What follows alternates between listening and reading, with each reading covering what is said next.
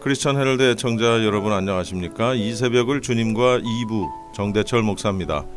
크리스천 헤럴드는 신문을 시작으로 라디오 그리고 이제는 공중파 채널인 18.88을 통해 텔레비전으로도 함께 하실 수 있습니다. 여러분께서는 라디오에 방송되는 목사님들의 모든 설교를 인터넷 웹사이트 www.chtv1888.org를 통해 다시 들으실 수 있습니다. 오늘 하루도 하나님의 귀한 말씀으로 승리하시기 바랍니다.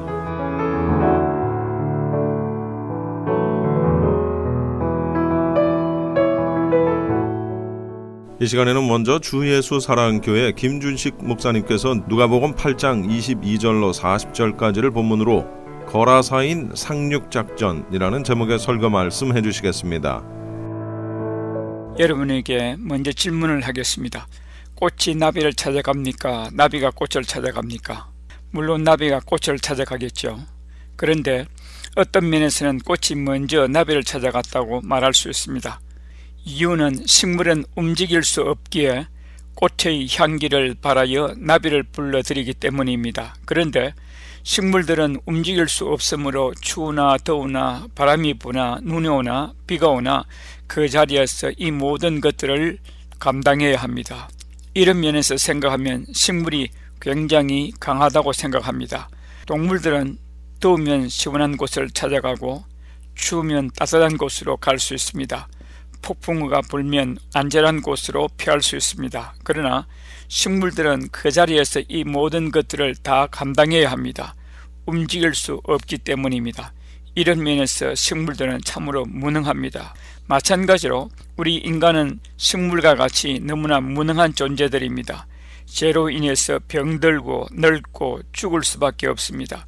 인간들은 창조주이신 하나님을 볼 수도 없고 들을 수도 없으며 하나님께 나아갈 수도 없었습니다. 마귀들에게 온갖 해를 당해도 그대로 당할 수밖에 없었습니다. 죄로 인해서 멸망당할 수밖에 없는 무능하고 무지한 죄인들이었습니다. 그러므로 인간들은 하나님의 아들 예수 그리스도 메시아께서 오셔서 우리를 구원해 주시기를 부르짖었던 것입니다. 식물들이 꽃을 통해 향기를 보내어 나비를 부르듯이 인간들은 기도의 향기를 발해 하나님을 찾고 있었습니다. 하나님께서 인간들의 목소리를 들으시고 당신의 아들 예수 그리스도를 육신의 몸을 입게 하셔서 이 땅으로 보내셨습니다. 첫째로 무능한 자에게 찾아가시는 하나님. 이렇게 하나님은 하늘 보좌에서 낮고 천하고 더러운 세상에 인간들을 찾아오신 것입니다. 예수님은 세상에 계실 때에 가난하고 병들고 약한 자들을 찾아가셔서 그들의 문제를 해결해 주셨습니다. 소경이라서 예수님께 올 수 없었던 바디메오에게 찾아가셔서 눈을 띄워주셨습니다. 38년 동안 중풍병으로 움직일 수 없었던 병자에게 찾아가셔서 침상을 들고 걸어가라 명령하셨을 때에 이 사람이 병이 물러가고 일어나 침상을 들고 걸어갈 수 있었습니다. 여리고성에 살던 삭개오는 세리장이었습니다. 세리장이기에 사람들에게 미움받고 죄인 취급받기에 사람들이 모이는 곳에는 갈 수 없었습니다. 그래서 키가 작아서 사람들을 피해서 뽕나무에 올라가서 지나가시는 예수님을 멀리서나마 한 번이라도 보고 싶어 했습니다. 뽕나무에 올라가서 지나가시는 예수님을 내려다보고 있는데 난데없이 예수님이 뽕나무 위를 쳐다보면서 자기 이름을 부르는 것입니다. 삭개오야 내려오너라, 오늘 내가 너희 집에 머물 것이라 했습니다. 또 어느 날 예수님은 멀리서 부르짖는 한 사람의 신음소리를 듣고 있었습니다. 그 사람에게 찾아가기로 작정하시고 뱃머리를 돌려 바다 저편으로 건너가자 하셨습니다. 성경 말씀에 예수님이 배에 오르시사 배 뒤편에서 주무셨다고 했습니다. 예수님은 너무나 바쁘게 일하셨습니다. 마가복음 4장 1절 말씀에 많은 사람들이 예수님께 몰려오자 한 배에 오르시고 배에서 해변에 앉은 사람들에게 하루 종일 말씀을 전하셨습니다. 마가복음 4장 35절에서는 그날 저물때라고 했습니다. 이때에 또 뱃무리를 돌려 건너편으로 가고 계셨습니다. 하루 종일 제자들과 주님의 말씀을 들으러 온 사람들에게 말씀을 가르쳤습니다. 예수님은 평소 너무나 바쁘시게 일하시므로 식사할 시간조차도 없을 만큼 바쁘셨다고 마가복음에서 말씀하셨습니다. 그렇게 바쁘게 일하셔서 피곤하신데도 불구하고 지금 또 다른 가련한 사람을 구원하기 위해서 뱃머리를 돌리신 것입니다. 이 구절에서 많은 사람들은 예수님이 하루 종일 일하셨기에 피곤하심으로 사람들을 떠나 좀 휴식을 취하기 위해 배를 돌렸다고 하는데, 휴식을 취하기 위해서가 아니고 또 다른 일을 하시기 위해 바다 건너로 가고 계셨던 것입니다. 본문의 시작절이 누가복음 8장 22절이고 마지막 절이 누가복음 8장 40절인데, 40절 말씀에 예수께서 돌아오심에 무리가 다 환영하니 이는 다 기다렸음이라고 했습니다. 이 말씀을 보면 사람들을 떠나 단순히 휴식을 취하려고 배를 타셔서 가자고 하신 것이 아니라 이쪽 사람들에게 건너편 쪽에 가서 해야 할 일이 있으니 그 일을 마치고 돌아오시겠다고 말씀이 있었던 것 같습니다. 이들이 흩어지지 않고 기다리고 있었다는 것을 보아 알 수 있습니다. 그러다가 배에 오르시니 잠시 동안이었지만 일 없이 앉아 계시니 곧 잠들 수밖에 없었습니다. 그런데 난데없이 광풍이 불기 시작했습니다. 광풍이라 했으니 얼마나 심한 바람이었던가를 짐작합니다. 그 바람으로 인해 파도가 거세게 치고 물이 배 안으로 들어오므로 제자들이 물을 밖으로 퍼내고 바람과 파도로 인해 배가 뒤집힐 지경이었습니다. 제자들이 죽을 지경에 이르렀습니다. 그제야 제자들이 예수님을 깨우면서 죽을 지경에 이르렀다고 아뢰입니다. 예수님이 그만큼 피곤하셨고 또 깊이 잠드셨던 것입니다. 예수님께서 일어나사 바람과 파도를 향해 꾸짖었다고 했습니다. 바람아 잠잠하라, 파도야 잔잔하라고 명령하시자 바람이 잠잠해지고 파도도 잔잔해졌습니다. 이곳에 오기까지 한바탕 해전이 있었습니다. 이 해전은 예수님이 이 그라사인에 오시는 것을 방해하기 위해 귀신들이 벌린 작전이었습니다. 예수님이 그라사인에 오시면 자신들의 운명이 끝장나기 때문입니다. 귀신들이 바람을 일으키고 파도를 치게 하여 배를 뒤집어 엎을 심산이었습니다. 그러나 예수님이 어떤 분이십니까?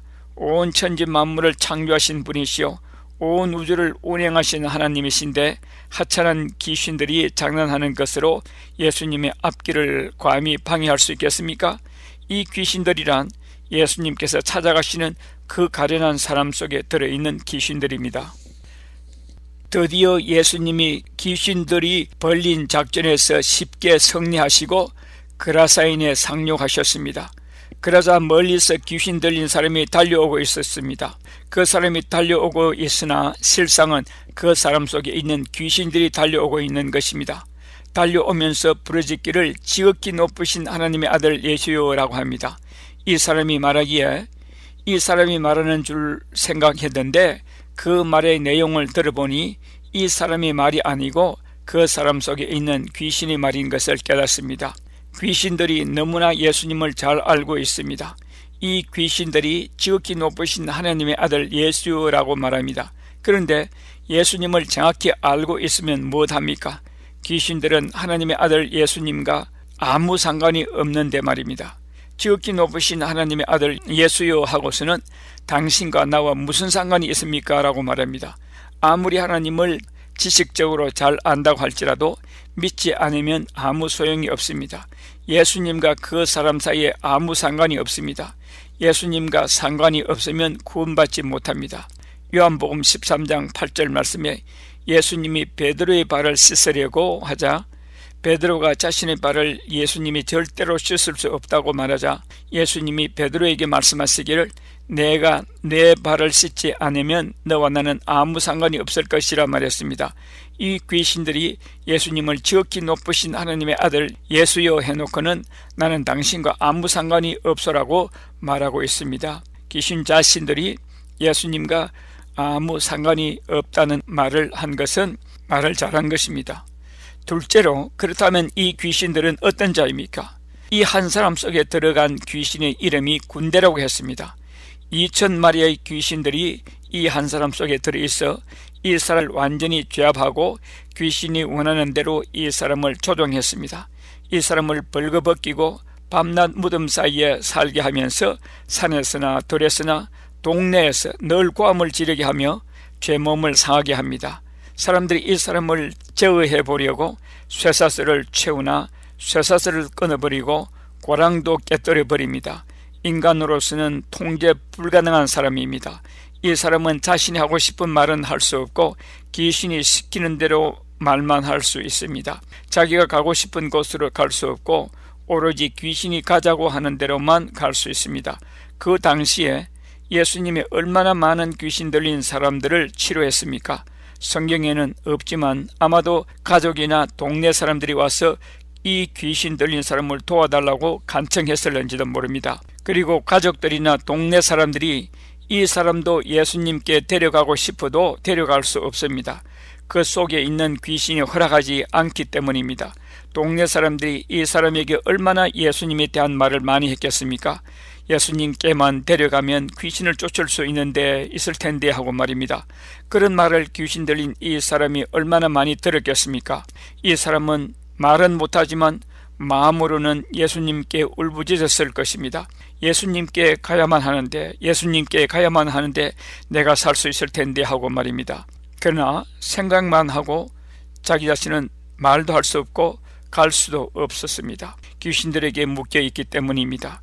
그리고 자기 의지까지도 귀신들이 자신을 장악하고 있기에 예수님께 갈 수 없었습니다.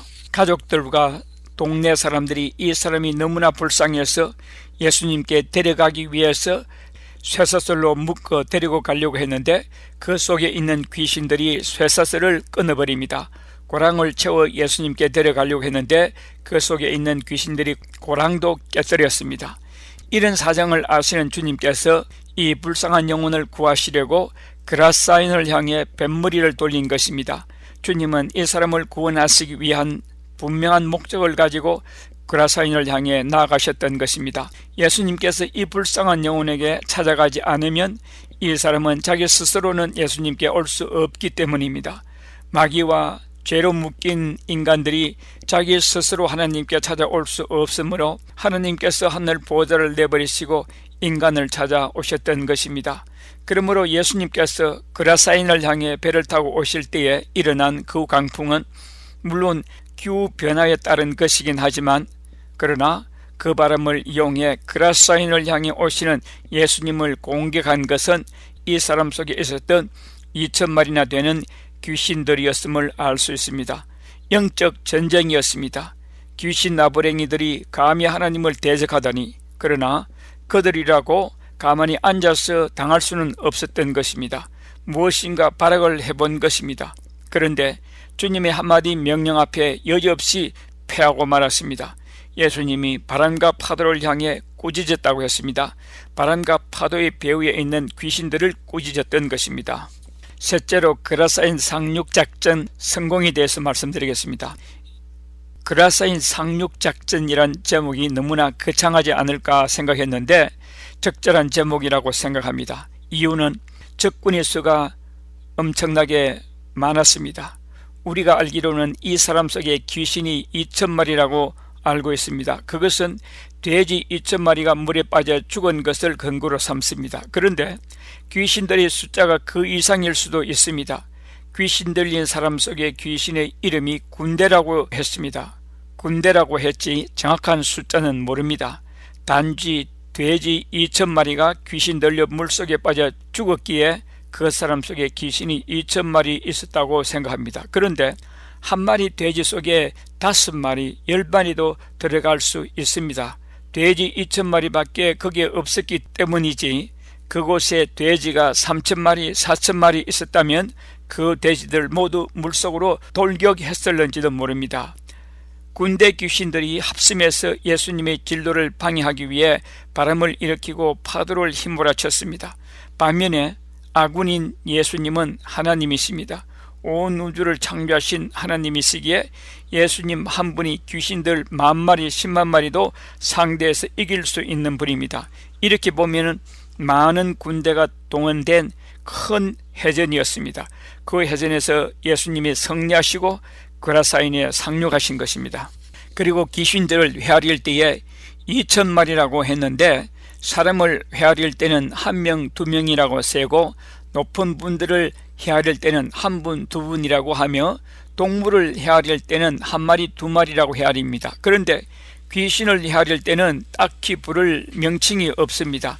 귀신에게 1분, 2분, 2,000분이라고도 할 수 없고 또 귀신을 두고 1명, 2명으로 헤아릴 수도 없습니다. 그런데 귀신은 짐승보다 못한 놈들이기에 1마리, 2마리라고 하는 것도 그들에게는 과분합니다.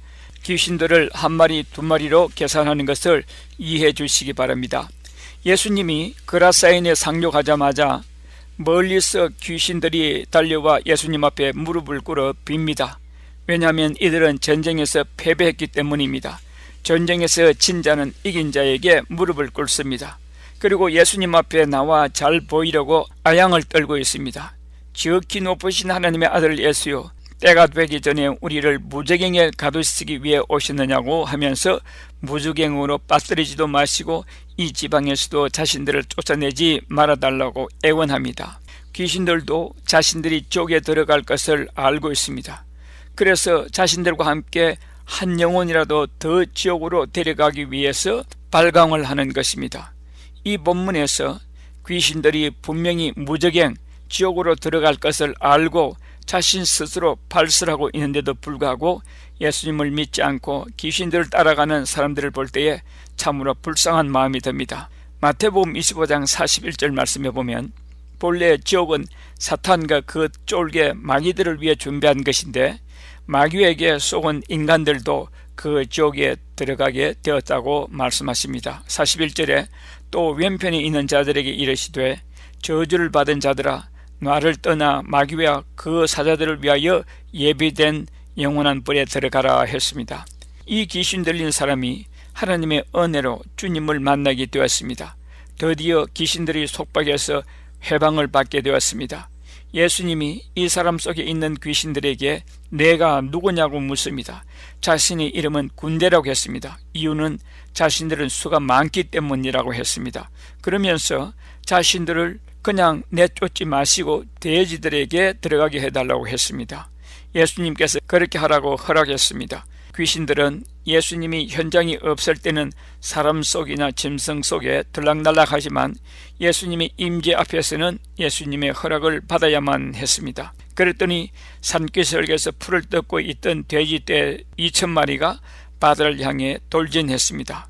여기서 우리가 질문할 것은 어떻게 그 한 사람 때문에 돼지 2,000마리를 죽게 하셨나 하는 질문입니다. 그것은 예수님께서 말씀하셨듯이 한 사람 영혼이 천하보다 귀하게 여기셨기 때문입니다. 그렇지만 대적에 들어가게 할 것이 아니라 그냥 쫓아버리면 되지 않았느냐고 질문할 수 있습니다. 본래 귀신들은 사람 속에 들어가기를 원합니다.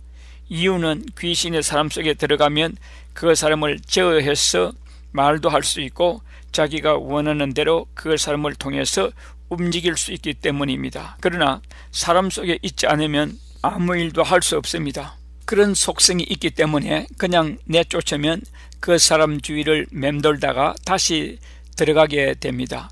그런데 귀신의 요구대로 동물 속에 들어가면 자기들이 요구한 대로 주님이 들어주었기 때문에 그 사람에게는 얼씬도 못하게 됩니다. 주님께서 귀신 들린 사람 속에 있는 귀신들을 쫓아내실 때에 다시는 그 사람에게 들어가지 말라고 명령하셨던 사실을 기억하시기 바랍니다. 넷째로 축사 후에 일어난 기적들입니다. 이제 이 사람은 어떻게 되었습니까?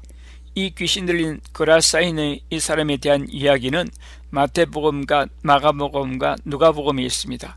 마태복음에는 귀신이 나간 후에 그 사람의 상태에 대해서 언급을 하지 않으나 마가복음과 누가복음에서는 상세히 말하고 있습니다. 마가복음 5장 14절에서 20절 말씀에 치던 자들이 도망하여 읍내와 여러 마을에 말하니 사람들이 어떻게 되었는지를 보러 와서 예수께 이르러 그 귀신 들렸던 자 곧 군대 귀신 집혔던 자가 옷을 입고 정신이 온전하여 앉은 것을 보고 두려워하더라. 이에 귀신 들렸던 자가 당한 것과 돼지의 일을 본 자들이 그들에게 알림해 그들이 예수께 그 지방에서 떠나시기를 간구하더라. 예수께서 배에 오르실 때에 귀신 들렸던 사람이 함께 있기를 간구하였으나 허락하지 아니하시고 그에게 이르시되 집으로 돌아가 주께서 내게 어떻게 큰 일을 행하사 너를 불쌍히 여기신 것을 내 가족에게 알리라 하시니 그가 가서 예수께서 자기에게 어떻게 큰 일을 행하셨는지를 데가볼리에 전파하니 모든 사람이 놀랍게 여기더라 했습니다. 마가복음 5장 15절에 귀신 들렸던 자가 옷을 입고 정신이 온전하여 앉은 것을 보고 두려워했다 했습니다. 왜 두려워합니까? 이 사람은 옷을 입지 않았다고 했습니다. 귀신이 벌거벗게 해서 이 동네 저 동네로 발광을 하면서 돌아다닌 것을 모든 사람들이 다 압니다. 그런 사람이 얌전하게 옷을 입고 있다는 것은 놀라운 일이 아닙니까? 그리고 정신이 온전하게 앉아 있다고 했는데 귀신들이 쉴 새 없이 산으로 둘러 이 동네 저 동네로 몰고 다녔는데 조용히 앉아 있다는 것도 놀라운 일입니다. 혹시 성도님들 중에 이곳저곳 너무나 싸돌아 다니고 있지는 않습니까? 좀 조용히 예수님 앞에 앉아 있을 수 없습니까? 그런데 예수님께서 배를 타고 떠나실 무렵에 이 사람이 예수님께 간구하기를 예수님을 따라다니고 싶다고 합니다. 예수님을 따르는 제자가 되고 싶다고 합니다. 그런데 예수님은 이 사람에게 말씀하시기를 집으로 돌아가 주께서 내게 어떻게 큰 일을 행하사 너를 불쌍히 여기신 것을 내 가족들에게 알리라고 하십니다. 예수님을 따르는 것도 좋지만 이 사람은 먼저 그 가족들에게 가는 것이 중요합니다. 이 사람으로 인해 이제까지 그 가족들이 얼마나 큰 고통을 당했겠습니까? 이 사람이 벌거벗고 온 동네를 싸돌아 다닐 때에 동네 사람들 앞에 얼굴을 들 수 없었을 것입니다. 예수님은 귀신 들린 사람만 고치신 것이 아니라 이 사람으로 인해 마음에 병들었던 그 모든 가족까지 치료하시기를 원했습니다. 그렇게 제어할 수 없이 발광하던 이 사람, 정말 이 사람이 죽기 전까지는 통제 불가능했던 이 사람이 옷을 입고 깨끗한 정신으로 그 가족에게 나타났을 때에 이 가족들이 얼마나 감사했겠습니까? 이 사람으로 인해 병들었던 모든 가족들이 환희를 느꼈을 것이요, 모든 사람의 상처가 치유됐을 것입니다. 그리고 동네 잔치를 벌렸을 것입니다. 그 사람을 치료해 주신 예수님을 얼마나 칭송했겠습니까? 온 가족이 예수님을 메시아로 믿고 영접했을 것입니다. 그리고 이 사람은 가족들에게 뿐만 아니라 온 데가볼리에 있는 사람들에게도 자신의 병을 낫게 해주신 예수님을 전파했다고 했습니다. 그 지방에 사는 사람치고 이 귀신 들린 사람을 모르는 사람이 없었습니다. 온 동네, 이 동네 저 동네로 귀신들이 몰고 다녔고 행패를 부렸고 사람들의 마음을 상하게 했습니다.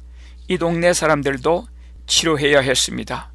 이 동네 사람들이 이 사람이 과거에 어떤 사람이었다는 것을 다 알기에 예수님이 자신을 이렇게 깨끗하게 치료하셨다고 전함으로 모든 동네 사람들이 예수님을 믿게 되었습니다. 데가볼리라는 말은 10개 도시란 뜻입니다. 10개 도시를 돌아다니면서 예수님을 전했습니다. 귀신에게서 해방받은 이 사람이 온 도시를 다니면서 자기에게 베푸신 하나님의 사랑과 그 은혜를 전하여 많은 사람들을 예수님께로 인도했듯이 우리들도 모두 하나님의 사랑과 은혜를 받은 자인데 그 사랑, 그 은혜를 땅끝까지 전하는 하나님의 자녀가 되시기를 주님의 이름으로 축원합니다.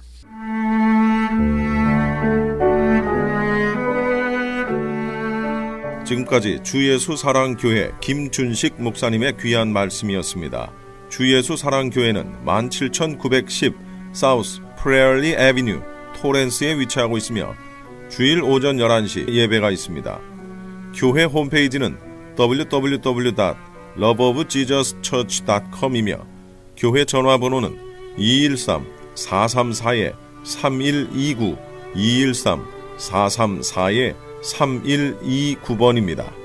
김준식 목사님께서는 21세기의 세계 동향을 계시록의 시각으로 해석하는 요한계시록의 증언이라는 제목의 책을 2권을 펴내셨습니다. 목사님의 책은 일반 서점이 아닌 목사님께 직접 연락하셔서 받으실 수 있습니다. 또한 이 시간 목사님의 설교를 CD로 받기 원하시는 분들도 함께 연락을 하시기 바랍니다.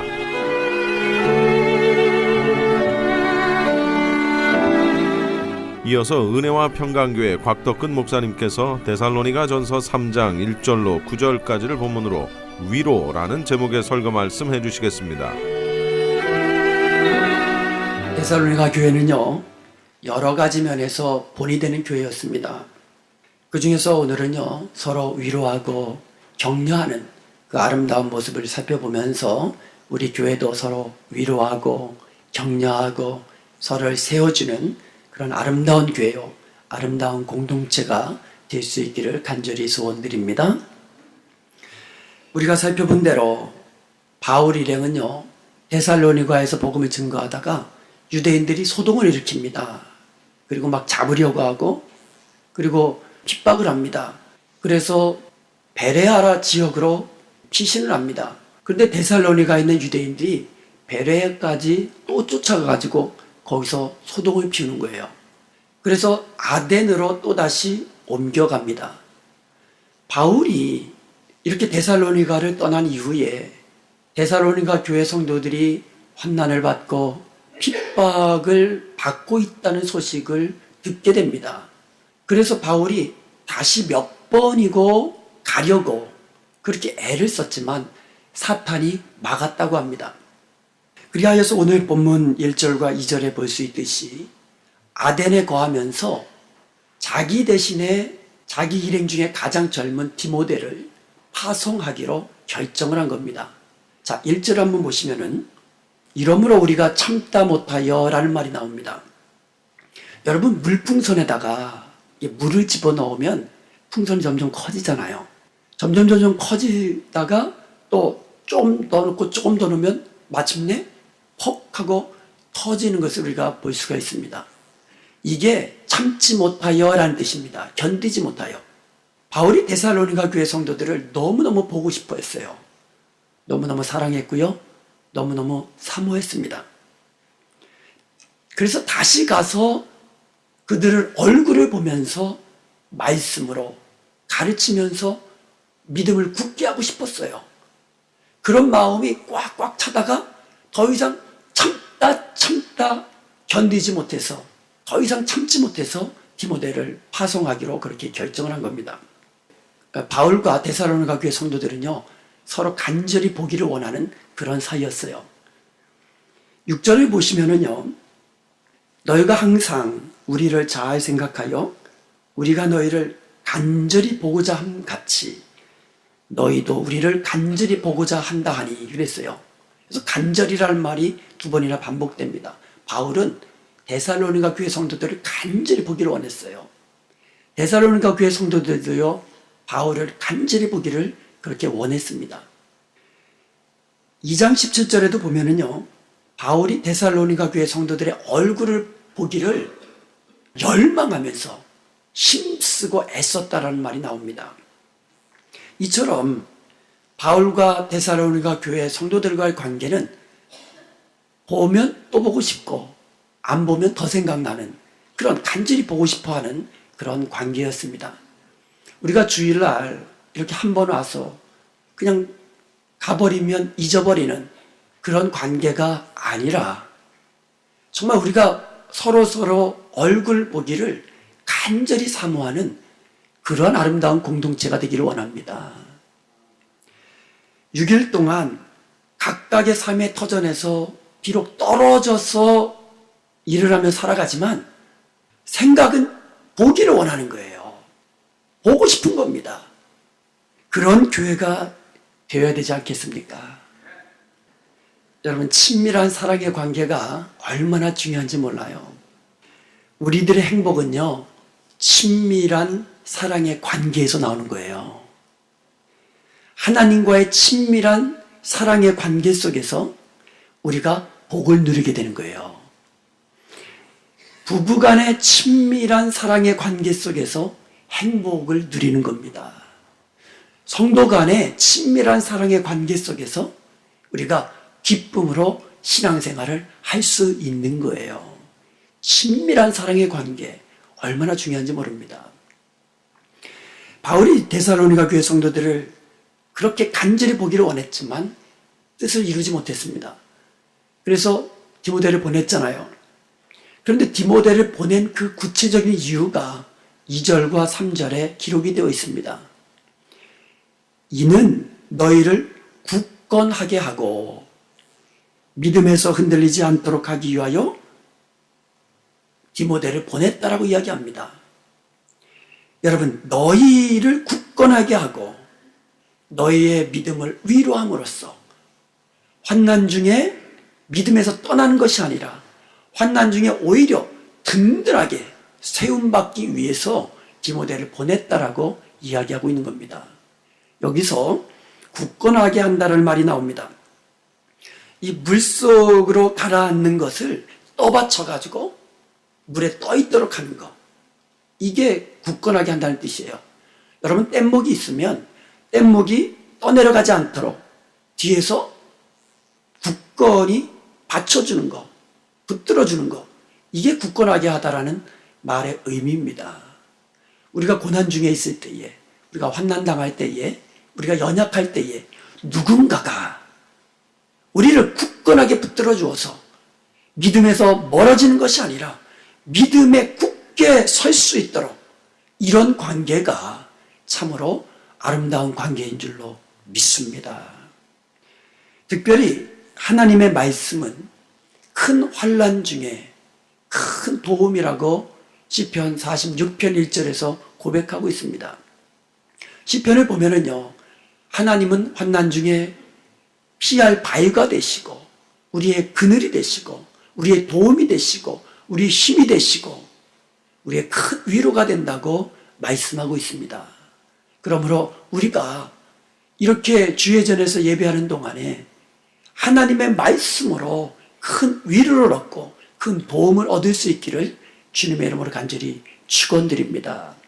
이렇게 바울은요, 디모데를 보내서 그렇게 하나님의 말씀으로 굳건히 세우고 그리고 위로를 해주고 환난 중에서 믿음을 지켜나가도록 그렇게 이 디모데를 파송한 것입니다. 디모데가 이제 돌아왔는데 바울 일행이 아덴에서 고린도로 이제 옮겨갔습니다.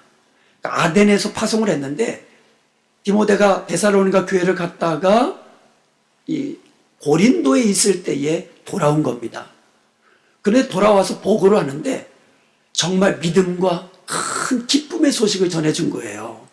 믿음의 역사가 있고 사랑의 수고가 있고 소망 중에 인내하면서 모든 믿는 자들의 본이 되는 아름다운 교회로, 성장하는 교회로 그렇게 우뚝 섰다는 정말 좋은 소식을 전하여 줍니다. 그래서 바울이 감격해가지고 고백한 것이 7절이에요. 7절 말씀해 보니까요, 이러므로 형제들아, 우리가 모든 궁핍과 환난 가운데서 너희 믿음으로 말미암아 너희에게 위로를 받았노라. 아멘. 바울이요, 환난 중에 있는 성도들을 위로하라고, 굳게 하라고 디모데를 파송을 했어요. 그러니까 바울은 위로해 주기를 원한 거예요. 그런데 들려오는 소식이 환난 중에서 믿음으로 굳게 서 있다라는 그 소식을 들으니까 바울이 오히려 위로를 받았다는 거예요. 위로를 받았다는 겁니다. 제가 목회를 하면서 이제 성도님들 가운데 큰 고난 중에 있는 성도들을 이제 보게 됩니다. 어떤 분들은 건강의 이상으로, 그냥 보통 건강이 아니라 정말 고치기 힘든 그런 질병으로 힘들어하는 가정을 본 적도 있고요. 또 어떤 가정은 뭐 자녀 문제로, 비즈니스 문제로 정말 힘들어하는 그런 성도들을 많이들 이제 보아왔습니다. 그러면 저는 찾아가서 하나님의 말씀으로 위로를 해줍니다. 그리고 믿음에 굳게 서라고 그렇게 권면을 해줍니다. 그리고 기도를 해드립니다. 그런데요, 제가 그렇게 위로를 해드리기를 원했는데, 그런데 그분이 믿음에 굳게 서서 그 환난 중에도 고난 중에도 믿음을 굳게 지키며 오히려 믿음을 세워가는 모습을 보면 제가 큰 위로를 받고 감사하고 하나님 앞에 기뻐했던 그와 같은 경험들이 너무너무 많습니다. 바울이 지금 그것을 경험하는 거예요. 자기가 환난 중에 있는 성도들을 위로하려고 했는데 그 성도가 환난 중에 믿음을 오히려 더 지켜나가는 모습을 보니까 위로를 받은 거예요. 큰 위로를 받은 겁니다. 아, 나의 사역이 헛되지 않았구나. 위로를 받는 겁니다. 그리고 기뻐합니다. 그리고 감사드리는 거예요. 여러분, 우리가요, 이런 관계, 이런 아름다운 관계가 되기를 원합니다. 우리 은혜화평강교회가 서로 위로해주고 서로 격려해주는 이런 아름다운 공동체가 될 수 있기를 주님의 이름으로 간절히 축원드립니다. 이 세상에는요, 위로가 필요 없는 사람은 한 사람도 없어요. 누구나 다 위로가 필요한 사람들이에요. 나만 위로가 필요하다. 아니에요. 우리 모두는요, 다 위로가 필요한 사람들입니다. 형통할 때도 있지만 어려울 때도 있어요. 평탄한 길을 걸어갈 때도 있지만 때로는 험한 길을 갈 때도 있다라는 겁니다. 험한 길을 갈 때는요, 누군가가 옆에 있어만 줘도 우리는 위로를 받습니다. 따뜻한 말 한마디로 우리는 위로를 받습니다. 거기다 하나님의 말씀이 주어지면 우리는 큰 위로와 힘을 얻게 되는 것이에요. 그런 서로 위로하고 격려하는 아름다운 교회가 바로 우리 은혜화평강교회가 될 수 있기를 간절히 소원드립니다. 여러분, 우리가 마음이 상하고 또 고난 중에 있을 때에 이 세상 어디 가서 위로를 받을 수 있습니까? 정말 여러분의 마음을 시원하게 해주고 여러분을 정말 세워줄 수 있는 그런 참된 위로를 도대체 어디 가서 우리가 얻을 수 있겠습니까? 우리 교회가 바로 그런 곳이 되길 원합니다. 세상에서 힘들고 어렵고 고난 중에 있는 그와 같은 사람들이 우리 교회를 오면 위로의 하나님으로 말씀으로 주시는 그 위로를 얻게 되고 또 성도가 성도를 서로 사랑으로 이해하고 서로 위로해주는 그로 인해서 고난의 때를 이겨나가는 그런 아름다운 공동체가 바로 우리 은혜화평강교회가 되기를 주님의 이름으로 간절히 축원드립니다. 고난 중에는요, 옆에 누군가가 있어만 져도 힘이 됩니다. 그런데 옆에 있을 때에 잘 있어줘야 돼요. 오히려 막 쫙대면 안 됩니다. 욥이 고난 중에 있을 때 친구들이 쏜살같이 찾아왔어요. 참 그런 친구도 드물어요. 힘들 때 찾아가 주는 친구, 좋은 친구입니다. 그런데 옆에서 같이 안아주고 울어주고 그냥 슬퍼해주고 그냥 그러기만 하면 위로가 되는데 쫙된 거예요. 잘 생각해봐. 너 잘못한 거 있지? 죄가 없는데 왜 하나님이 너에게 이런 어려움을 주셨겠냐? 잘 생각해봐라. 너 잘못한 거 있어. 회개해. 쫙된 거예요. 욥이 그렇잖아도 힘들고 어렵고 고난 중에 있는데 옆에 있는 것까진 좋은데 막 쫙된 겁니다. 그거 위로가 되지 않습니다. 더 힘들게 하는 겁니다. 여러분, 그냥 다른 사람이 옆에 있는 성도가 고난받을 때에 왜 고난받는지 뭐 이유를 알려고 하고 그거를 처방하려고 하고 그러지 않으셔도 돼요. 그냥 옆에 있어만 주면 됩니다. 그랬구나. 힘들겠구나. 나 같아도 그랬을 거야. 이런 그냥 같은 마음으로 그냥 이해해주는, 사랑으로 품어주는 그렇게 옆에만 있어줘도 큰 위로가 됩니다. 여러분, 그냥 힘들고 어려운 사람이 있으면 그냥 옆에 있어주면서 그냥 힘이 되어주시기 바랍니다. 그게 붙들어주는 거예요. 그게 굳게 하는 겁니다. 슬픔과 좌절과 고통의 때에 옆에서 함께 있어주고 서로 위로해주고 격려해주는 그런 아름다운 관계가 있는 그런 공동체 얼마나 좋습니까? 오늘날 교회마다 참 힘들어하는 교회들이 많아요. 힘들어하는 교회들이 많습니다. 다툼도 많고요, 분쟁도 많고요, 또 여러 가지 어려움도 많은데 성도들의 관계가 이렇게 함께 있어주고 고난 중에 함께 있어주고 위로해주고 격려해주는 그런 아름다운 관계가 된다면 다툼이 어디 있겠어요. 또 다툼이 있다 할지라도 금방 또 사랑으로 회복되는 그런 교회가 될 수 있는 줄로 믿습니다. 우리 교회가요, 한마디 말로 위로해주는 그러한 아름다운 교회가 되기를 원합니다. 특별히 고난 중에 그 한마디 위로의 말이요, 그 사람을 굳게 세워주는 거예요. 그 사람의 상한 심령을 정말 온전히 치유해주는데 큰 도움이 된다는 것이죠. 특별히 하나님의 말씀이 큰 위로가 되고 또 위로의 하나님을 만나는 것이 큰 그 사람에게 위로가 되고 격려가 되는데 바로 우리 교회가 그런 교회가 되어야 한다는 말씀이에요. 여러분, 환난 중에 우리가 사람으로부터 위로받는 것 참 중요하죠. 그런데 중요한 것은요, 환난 중에 하나님으로부터, 삼위일체 하나님으로부터 위로받는 것 굉장히 중요하다는 거예요. 고린도 후서 1장 3절에서 11절에 보면 위로라는 말이 10번 반복됩니다. 거기에 보면 삼위일체 하나님을 위로의 하나님이라고 그렇게 말씀하고 있는 것을 봅니다. 3절과 4절에 보면 성부 하나님을요, 자비의 하나님, 자비의 아버지시요 모든 위로의 하나님이라고 이야기하면서 모든 환난 중에 우리를 위로하신다고 그렇게 찬양하고 있는 것을 봅니다. 5절에도 보면은요, 예수 그리스도로 말미암아 우리에게 위로가 넘친다고 그렇게 기도하며 고백하는 것을 볼 수가 있습니다. 그리고 성령 하나님은요, 위로자세요. 우리의 위로자가 되십니다.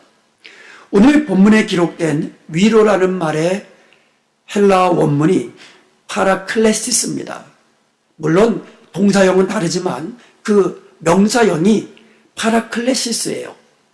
그런데 성령님, 성령 하나님을 보혜사라고 할 때에 그 원어가 바로 파라클레토스입니다. 옆에서 함께 있으면서 위로해 주시고 격려해 주시고 도와주시는 분이 성령님, 보혜사라는 말씀이에요. 성령님은 우리의 위로의 영이세요. 우리가 고난 중에 있을 때 우리를 위로하시고 격려하시고 도와주시는 분이 바로 성령님이시고 삼위일체 하나님이시라는 겁니다. 그래서 킹 제임스 버전에서는요, 보혜사 성령님을 번역할 때에 컴포러라고 번역을 했어요. 위로자. 여러분, 우리에게는 참된 위로자가 되시는 삼위일체 하나님이 계십니다. 늘 우리와 함께 하시며 우리의 모든 것을 아시며 고난 중에 함께 해주시는 분이에요. 떠나지 않는 분이십니다. 그러면서 말씀으로 위로해 주시는 분, 그분이 바로 우리의 하나님이신 것을 믿으시기 바랍니다. 어떤 사람이 2개의 큰 물동이가 있었습니다. 이 2개의 물동이를 그 지게 알죠? 지게 양쪽에다가 이렇게 매달고 매일마다 시냇가에 가서 물을 떠가지고 왔어요. 그런데 그 중에 한쪽에 있는 물동이가 살짝 금이 갔어요. 그래서 물이 똑똑똑똑 떨어지는 겁니다. 그래서 시냇가에서 물을 길러가지고 집에 올 때쯤 되면 물동이에 반 정도밖에 남아있지 않는 겁니다. 금이 가지 않은 온전한 물동이는 자신이 매우 자랑스러웠습니다. 나는 한 방울도 흘리지 않아. 우쭐거린 거예요. 그러나 금이 간 이 물동이는요, 늘 미안한 마음이 있었습니다.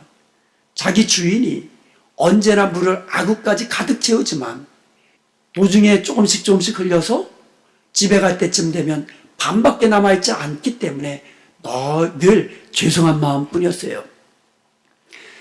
그래서 어느 날 금이 간 물동이가 그 주인에게 말을 합니다. 주인님, 죄송합니다. 너무너무 제 자신이 부끄럽고요. 주인님께 죄송할 뿐입니다. 주인이 대답합니다. 뭐가 그렇게 부끄럽니? 물동이가 이야기합니다. 저는 늘 물을 반밖에 나르지 못했어요. 금이가 있어서요. 그 약점 때문에 항상 반은 길에다가 흘리고 다닙니다. 저 때문에 주인님도 일한 만큼 보상을 얻지 못하잖아요. 죄송한 마음뿐입니다. 이때 주인이 이야기합니다. 정말 그럴까? 집으로 가는 길에 길가에 피어난 아름다운 꽃들을 한번 보려무나. 그러자 그 금이간 물동이가 보니까는 시냇가에서 집으로 가는 그 길가에 한쪽으로만 예쁜 야생화가 활짝 피어 있는 거예요. 주인이 말합니다. 어때? 길가에 아름답게 핀 이 꽃이 너 쪽으로만 나 있지? 나는 너의 금이 간 것을 본 이후에 꽃씨를 사다가 너 쪽으로 심었단다. 그러면 아침마다 너가 뚝뚝 흘리는 그 물로 인해서 너가 꽃씨에 물을 주었기 때문에 이렇게 예쁜 아름다운 꽃이 피어질 수 있었던 거란다. 그러면서 주인은요, 금이 간 물동이를 칭찬한 겁니다. 여러분, 우리는 다 결점을 가지고 있어요.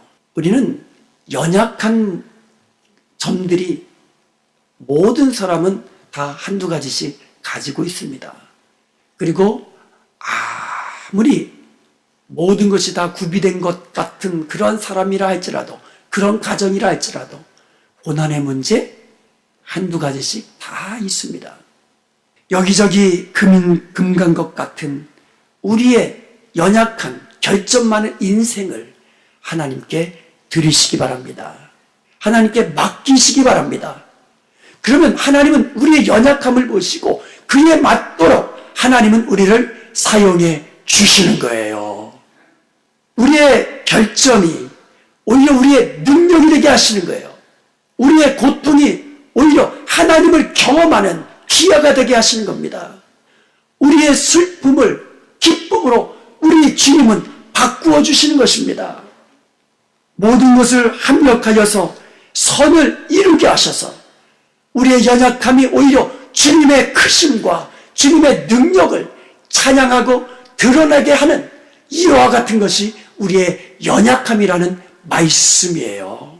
우리의 연약함을 통하여 마침내 많은 구원을 이루며 다른 많은 사람들에게 큰 위로와 격려를 주시고 격려해주고 하나님을 영화롭게 한다는 말씀입니다. 예수님은요, 모든 일에 우리와 한결같이 시험을 받은 자라고 성경에는 이야기하고 있습니다. 그분이 우리의 연약함을 모두 다 체험하셨기 때문에, 몸소 경험하셨기 때문에 우리를 위로해 주실 수 있는 거예요. 우리가 환난 중에 주님으로부터 위로를 경험했다면 이제 우리도 다른 사람을 위로하는 위로자가 되어야 될 줄로 믿습니다. 우리가 고난 중에 하나님으로부터 위로를 받았다면, 또 말씀으로 위로를 받았다면, 다른 성도들로부터 위로를 받아서 믿음을 지키고 우리의 믿음을 세워 놓았다면 이제 우리는 나와 똑같이 고난당하는 그 사람들에게 위로자가 되고 격려자가 되고 함께 찾아가서 함께 있어주고 함께 울어주는 그런 사람이 되어야 된다는 말씀이에요. 이거는요, 고난당하지 않은 사람은 찾아가서 위로하기가 쉽지가 않아요. 내가 아파본 것을 다른 사람이 지금 아파하고 있을 때 찾아갈 수 있는 거예요. 찾아갈 수 있는 거예요. 우리가 위로를 경험했다면 다른 성도들의 위로자가 되어야 하는 겁니다. 고린도후서 1장 4절을 보면은요, 우리의 모든 환난 중에서 우리를 위로하사 우리로 하여금 하나님께 받는 위로로서 모든 환난 중에 있는 자들을 능히 위로하게 하시는 이시로다. 환난 중에서 하나님께서 우리를 위로하셔서 다른 환난 중에 있는 자들을 위로하게 하시는 분이 하나님이시라는 겁니다. 고린도후서 1장 6절에 보면 우리가 환난 당하는 것도 너희가 위로와 구원을 받게 하려는 것이라고 이야기하고 있어요. 참 놀라운 말씀입니다. 바울이 자기가 고난당하고 자기가 환난당하는 그 이유가 너희를 위로하고 너희를 구원하기 위함이라고 말씀하고 있는 것이에요. 여러분, 이제 우리가 서로 위로하는 그런 아름다운 위로자, 격려자가 되십시다. 해산의 고통을 맛본 어머니가 출산을 앞둔 딸을 위로할 수가 있는 겁니다. 암에서 치유받은 사람은요, 같은 암으로 투병하고 있는 사람 찾아가서 위로할 수가 있는 거예요. 비슷한 처지에 있는 사람, 내가 겪어본 사람은 더 잘 위로할 수가 있는 겁니다. 그러므로 나에게 고난이 찾아오면 중요한 것은 믿음으로 이겨나가서 하나님의 말씀으로 위로받아서 나중에는 다른 사람을 위로하는 사명자가 될 수 있기를 주님의 이름으로 간절히 축원드립니다. 여러분, 심지어요, 내가 지금 고난 중에 있다면 다른 사람을 위로할 수 없을까요? 심지어 내가 고난 중에 있다 할지라도 다른 사람을 위로할 수가 있습니다. 데살로니가 교회 성도들이요, 고난 중에 있었습니다. 환난 중에 있었습니다. 그런데 믿음으로 이겨나가는 그 모습을 통하여 바울을 위로하고 다른 모든 환난당하는 성도들을 위로할 수 있었던 거예요. 닉 부이치치라는 사람 알잖아요. 출생 때에 사지가 없는 채로 태어났어요. 그런데 그 닉 부이치치가 그의 책을 통하여, 그의 간증을 통하여, 그의 강연을 통하여, 그의 동영상을 통하여 이 세상에 얼마나 많은 사람들에게 위로를 주고 용기를 주고 격려해 준지 모릅니다. 우리는 내가 지금 고난 중에 있다면 믿음으로 이겨나가는 그 모습이 다른 사람들에게 큰 위로가 되고 격려가 된다는 말씀이에요. 그리고 그렇게 고난을 이겨난 이후에 또 옆에 있는 고난당하는 성도들에게 위로해주고 격려해줄 수 있는 위로자가 될 수 있다는 것입니다. 사랑하는 여러분, 지치고 힘든 영혼 어디서 위로를 받을 수 있습니까? 이 세상 누구에게 위로를 받을 수 있습니까? 우리 은하평강교회에 찾아와서 위로의 하나님을 만나고 위로의 말씀을 받고 그리고 우리 성도님들의 따뜻한 위로의 한마디 한마디를 통하여 위로받고 힘을 얻고 믿음으로 이겨나갈 수 있는 그런 교회, 우리 은혜평강교회가 되기를 원합니다. 그리하여서 우리 교회에서 누구나가 새 힘을 얻고 위로함 받고 그 자신도 위로자가 되어주는 그런 아름다운 관계가 있는 그런 교회가 되고 서로 보기를 원하는, 간절히 사모하는 그런 교회가 되어서 정말 마지막 때에 많은 상처받은 영혼들이 우리 교회에 와서 새롭게 되고 위로받을 수 있기를 주님의 이름으로 간절히 축원드립니다.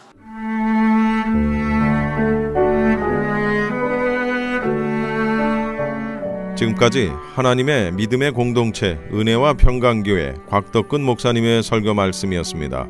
은혜와 평강교회 주일 예배는 오전 10시가 영어 예배, 오전 11시 20분에 한어 예배, 금요 예배는 금요일 오후 8시, 새벽 예배는 매일 새벽 5시 반, 토요일에는 6시에 각각 진행되고 있습니다. 은혜와 평강교회는 9140 해스켈 애비뉴 노스 1에 위치하고 있습니다. 전화번호는 818-894-9266, 894-9266번이며 교회 웹사이트는 gracepeace.org입니다.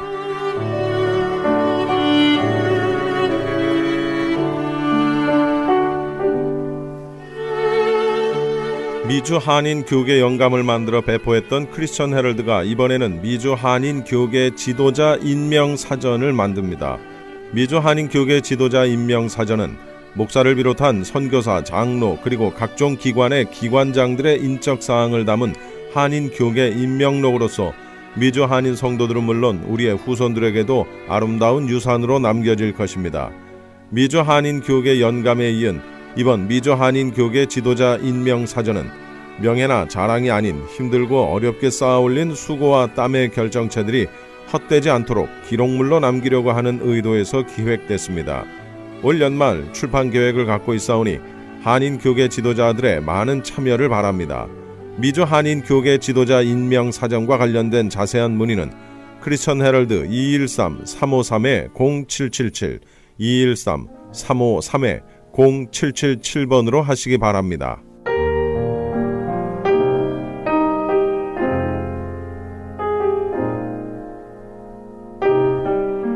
크리스천 헤럴드는 38주년을 맞아 한결같이 지켜주신 하나님께 감사를 드리며 한 영혼이 천하보다 귀하다는 하나님의 말씀으로 한 영혼이라도 복음을 듣고 주께 돌아오기를 간절히 기도하는 마음으로 미디어 선교 사역의 역할을 감당하고 있습니다. 이러한 선교 사역의 역할을 감당하는 크리스천 헤럴드는 성도님들의 기도와 격려 그리고 후원이 필요합니다. 여러분 한 분 한 분이 참여할 때 저희 크리스천 헤럴드는 큰 힘을 얻고 이 일을 계속 감당할 수 있습니다. 사랑하는 성도님들의 후원을 간절히 기다립니다. 후원 방법은 일시금으로 특별 후원금 그리고 매달 10불의 천사 후원금이 있습니다. 여러분의 많은 참여를 부탁드립니다. 자세한 안내는 크리스천 헤럴드 213-353-0777 213-353-0777번으로 하시기 바랍니다. M3를 아십니까? 무슨 병에 걸렸던지 큰 효과를 준다는 신비한 영양제. 혈액에 영양을 공급하여 힘이 생기니까 피곤하지 않고 이제는 지팡이 없이 걸을 수 있다고 많은 분들이 간증을 합니다. 혈액 해독, 기력 회복, 뼈 골수 영양 공급, 심장, 뇌, 혈전 용해. 유태인 회사가 제조한 특수 영양제. M3, 혈액 순환을 잘 되게 하는 최고급 영양제. M3, 크던 작던 아픈 곳이 있다면 M3. 213-435-9600, 213-435-9600번입니다. 정직한 마음으로 권해드립니다.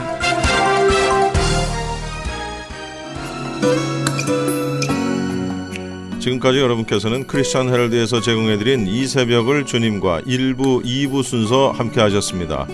오늘도 주님의 은혜 가운데에서 승리하는 하루 보내시기 바랍니다. 저는 내일 뵙겠습니다. 고맙습니다.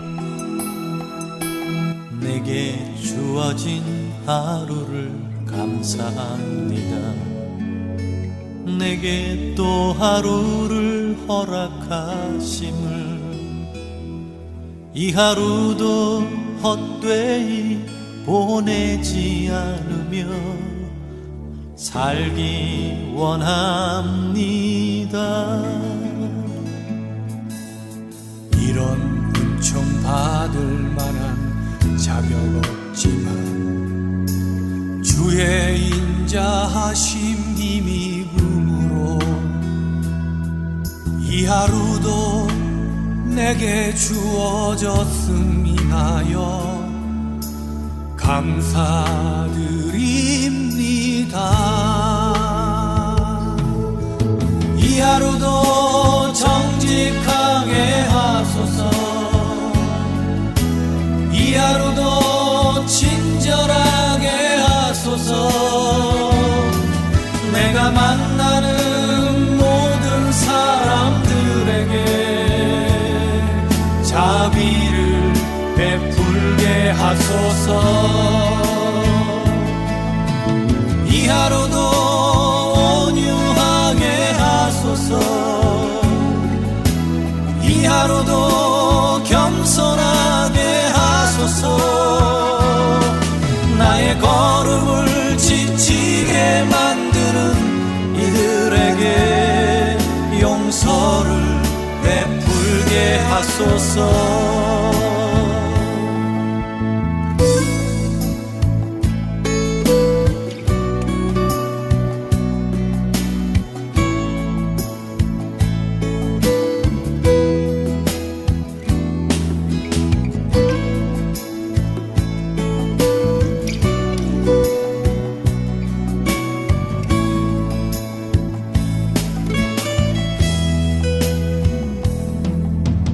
내게 주어진 하루를 감사합니다. 내게 또